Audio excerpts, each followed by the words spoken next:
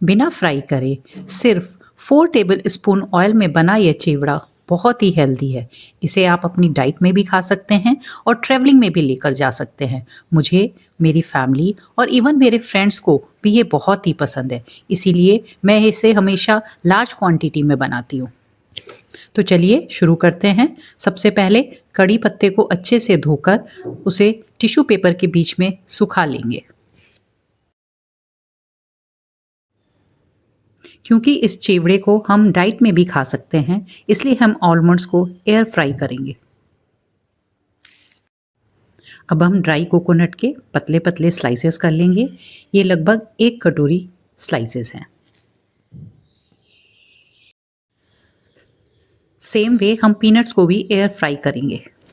बादाम को ठंडा करके उसे हम छोटे छोटे पीसेस में काट लेंगे। इस तरह से हमारे पास 1 कटोरी बादाम और 1 कटोरी मूंगफली तैयार है। सबसे पहले हम कढ़ाई में डालेंगे आधा किलो पोहा। इसे हम 2 बैचेस में भूनेंगे। इसे हम ड्राई रोस्ट करेंगे। जी हाँ, इसमें घी या तेल बिल्कुल भी नहीं डालेंगे। आप इसे मीडियम से लो हीट पर 5 से 6 मिनट तक भूनेंगे। इसके लिए आपको पतले वाला पोहा लेना है। जैसे जैसे पोहा रोस्ट होगा ये थोड़ा सिकुड़ने लगेगा और हाथ में लेने पर क्रश हो जाएगा। इसका मतलब पोहा भूनकर तैयार है।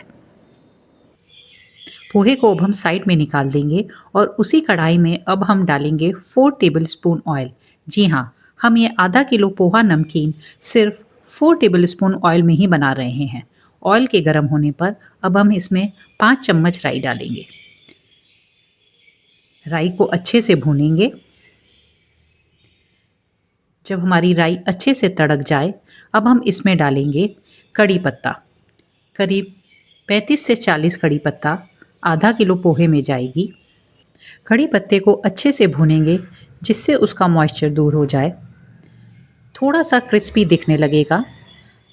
अब हम इसमें डालेंगे 1 कटोरी ड्राई कोकोनट स्लाइसेस। इसे भी अच्छे से भूनेंगे। थोड़ी देर में हमें ये हल्का सा पिंकिश होना दिखाई देना शुरू हो जाएगा। ये सभी चीज़ें हम थोड़ी थोड़ी देर भूनते रहेंगे जिससे कि उसका मॉइस्चर ख़त्म होता रहे। जैसे ही ड्राई कोकोनट भुन जाए, अब हम इसमें डालेंगे ब्लैक रेजिन्स। ब्लैक रेजिन्स को भी हम 1 से 2 मिनट तक भूनते रहेंगे और देखेंगे कि ब्लैक रेजिन्स थोड़ा थोड़ा फूलना शुरू हो गई हैं। जैसे जैसे हम इसे भूनेंगे ये और मोटी होती जाएंगी। इसका मतलब ब्लैक रेजिन्स भी हमारी भुन चुकी हैं। अब हम इसमें डालेंगे रोस्टेड चना दाल। इसे अच्छे से मिक्स करेंगे और 1 मिनट तक रोस्ट करेंगे।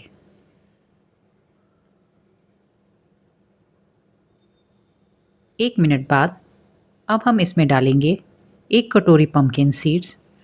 Pumpkin seeds and black raisins are rich source of antioxidant and fibre.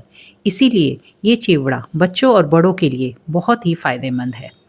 इसे अच्छे से चलाएंगे और रोस्ट करेंगे लगभग 1 से 2 मिनट। अब हम इसमें डालेंगे ड्राई स्पाइसेस। सबसे पहले डालेंगे हम 1 चम्मच हल्दी। उसके बाद हम ऐड करेंगे 3 टीस्पून सॉल्ट। सॉल्ट को आप अपने टेस्ट के हिसाब से भी बाद में बढ़ा सकते हैं।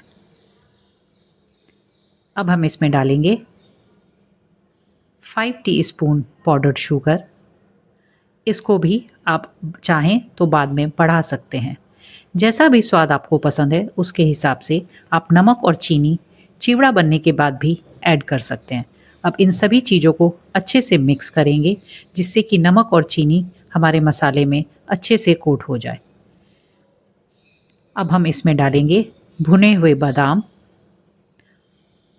और भुने हुए पीनट्स। यदि आपके पास एयर फ्रायर नहीं है तो पीनट्स एंड आलमंड्स को आप कड़ी पत्ते के बाद भी डाल सकते हैं और उसी टाइम से इसको भूनेंगे तो ये अच्छे से इसी ऑयल में भुन जाएगा। इसके लिए आपको एक्स्ट्रा ऑयल लेने की ज़रूरत नहीं है। अच्छे से चलाने के बाद इसको रख देंगे। अब इस मसाले को रोस्टेड पोहे में ऐड कर देंगे। ऐड करने के बाद इसे अच्छे से मिक्स करेंगे और जैसे जैसे हम इसे मिक्स करते जाएंगे पूरे पोहे में मसाला चिपकना शुरू हो जाएगा और एक अच्छा सा इवन येलो कलर उस पर आ जाएगा। इस पोहे में हमने चाट मसाला या अमचूर पाउडर नहीं डाला है, इसलिए यह छोटे बच्चों और बड़ों के लिए भी बहुत ही फ़ायदेमंद है। हमारा खट्टा मीठा no fry diet friendly poha chivda बनकर तैयार है। अब आप इसे कम्प्लीटली ठंडा करें और एक एयर टाइट कंटेनर में स्टोर करें। इसे आप 2 महीने तक आराम से एंजॉय कर सकते हैं। इसे आप अपनी डाइट में और या चाहें तो ट्रैवलिंग में भी लेकर जा सकते हैं। अगर आपको आज की मेरी ये रेसिपी पसंद आई है तो please like, share and subscribe my channel. Thank you so much.